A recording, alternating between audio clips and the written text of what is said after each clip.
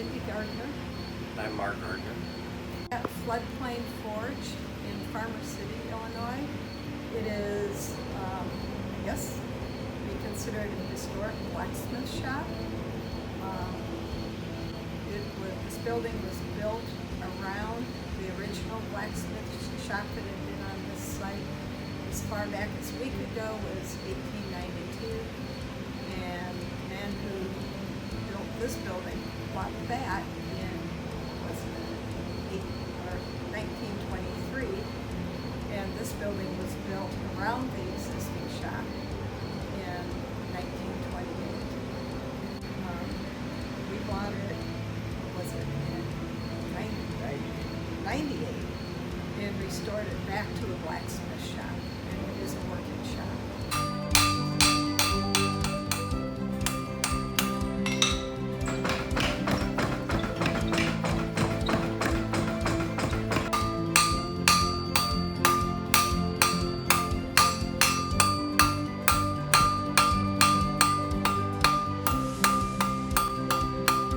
Opened, it was known as the Built-Right Factory.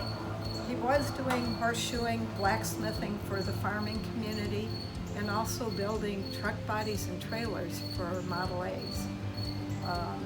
Because when the trucks came out, the blacksmith built a lot of the accessories, which were kind of a necessity to be able to use the trucks. His trailers, I guess, were quite popular. He also built a trailer or a truck for Alexander Lumber Company and for one of the grocery stores that are in Champaign and this area. So he did a lot of community work and necessary work. We now use it as our blacksmith shop. We don't do any repair work, but we do artistic blacksmithing at this point. We're actually fortunate enough to be able to get a line shaft and put part of the line shaft back where the original one was. And there's a 3-horsepower motor up on the catwalk that operates the line shaft. We got a 1918 South Bend lathe and a drill press and a number of other machines that run on the line shaft.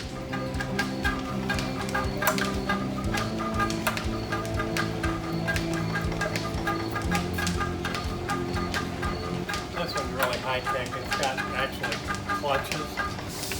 So a wonderful switch here. And via reverse or twisted belt, you have reverse.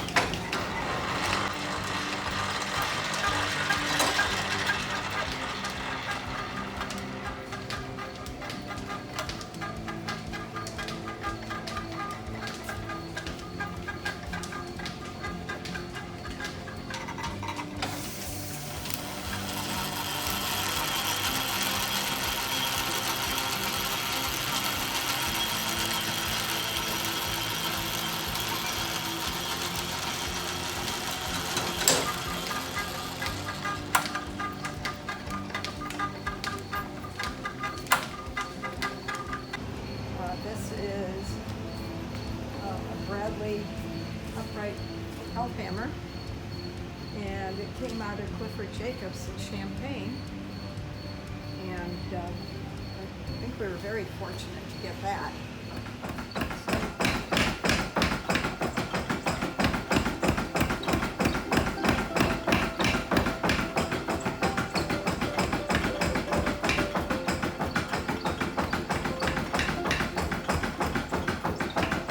So we have a lot of the machines in here are from the turn of the last century, and most of them are now operational. Got a loose and tight pulley system. So you actually shift the belt from the loose pulley to the one that's actually key to the shaft to turn it off and on.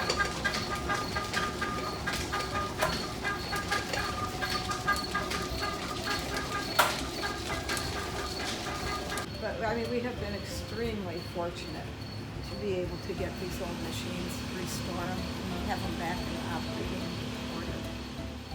Floor was a horseshoeing floor, and you know, it had a wood floor. You also had a wood floor wherever you stood to work because it was easier on you. And they had a concrete wall in front of the tile wall so that the horses wouldn't destroy the place. I taught myself how to do the chasing and repoussé, and I started by making leaves. So as things have progressed, so has the style of making the leaves and the coloring and everything else. Mark can explain some of this. This is actually a fish hook. It's a hook you can hang things on the tail. It's also chasing and repoussé, and it's colored with artist oil colors, or artist oil paints.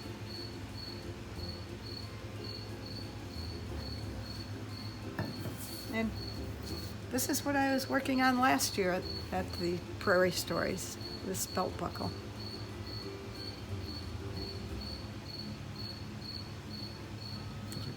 Yes, these are Damascus or pattern welded knives. I couldn't tell you this right now what metals they're made of, but a Damascus knife is using at least 2 different dissimilar metals and joining them together through fire welding to produce a pattern. And I glued a piece of wood on here, and Mindy did her artistry in carving the handles and so forth. But, they use one type of steel that has nickel in it, and the other one does not. And when you're done forging and you soak it in acid, it will darken the non-silver areas and leave the other areas bright. This one also has right on the cutting edge a piece of 01 tool steel, so it's got a very sharp cutting edge, and the rest of it is just pretty and decorative. Then this is a trigger guard for a Hawkins rifle, which is, this is about as far as I've gotten on my building process. But another piece of chasing and repoussé, and this is just all one piece of steel. So I can turn it over, and you can see how it's pushed forward to give it the relief. So it's forge welding, mortise and tenon, collars. It's the way metal would be joined before the use of your before they had electric welders.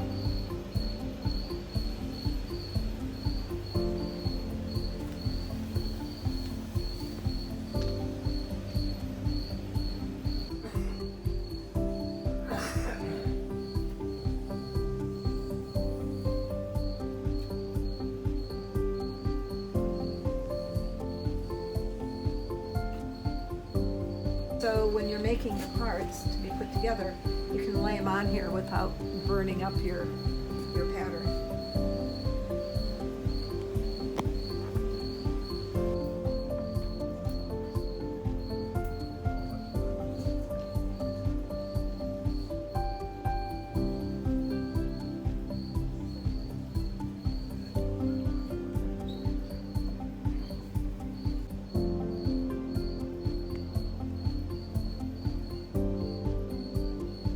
I have my metal prepared. I put it through the forge 3 times, let it cool slowly, kind of anneal it so it makes it a little bit softer.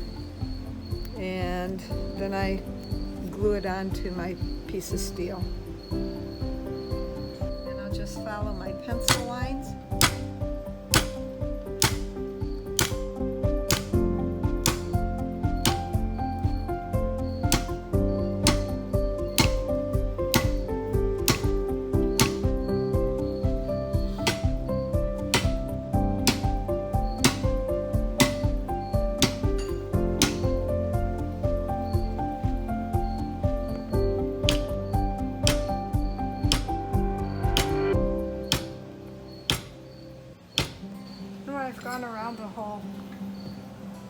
pencil lines in detail, I'll take my paper off, and at that point you can see your design on the metal, and I'll use various other tools to give it some relief.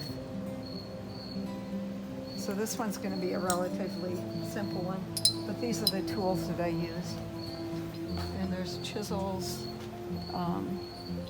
fullers, butchers, and down here there's other tools, flatters, punches, and I'm very lucky I'm married to a really good tool maker.